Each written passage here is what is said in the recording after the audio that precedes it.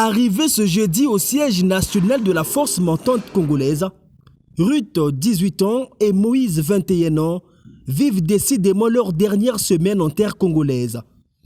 Boursiers de la maison russe promotion Pierre le Grand, ces deux bacheliers congolais, accompagnés de la responsable de la dite maison et de leurs parents, ont été reçus par Vadim Osdemvouba ce 29 septembre.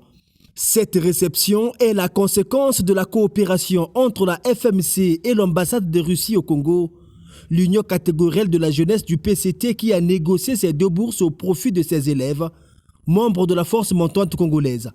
Autant que pauvre femme, j'ai su soutenir ma fille jusqu'à arriver à ce niveau.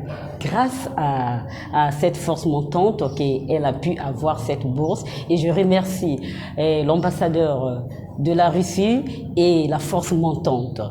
Vraiment, je dis d'abord merci au président de la République et à la force montante pour l'amour qu'ils ont manifesté envers nous.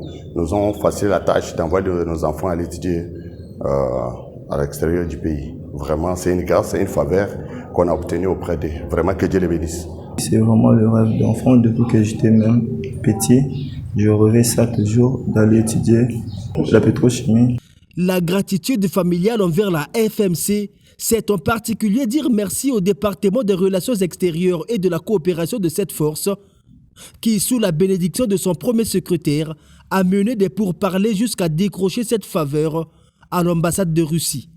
Ce pays tant ami avec le Congo. Nous le remercions de cet apport en donnant une chance à la jeunesse congolaise d'aller apprendre et étudier.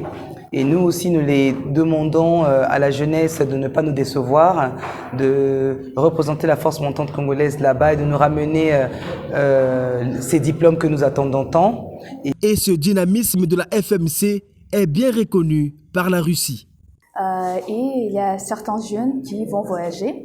Et également, moi, je suis très ravie que leur département de coopération était très proactif et il a choisi notre pays pour les études pour ces jeunes. Entre la Russie et le Congo, la coopération éducative est une histoire de plus d'un demi-siècle.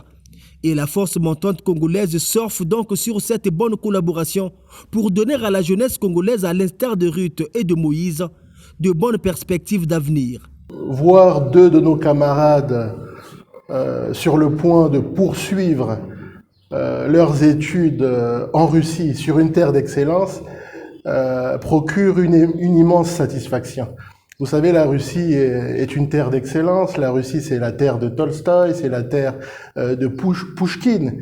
Et je suis persuadé que cette Russie leur offrira un environnement propice à un certain éveil intellectuel, culturel et pourquoi pas scientifique. Un grand merci au président Denis Sassou Nguesso, qui n'est autre que l'artisan en chef de cette coopération russo-congolaise, combien fructueuse, et qui, axée sur l'éducation, permettra à beaucoup de jeunes Congolais de ne plus jamais renoncer à leur destin.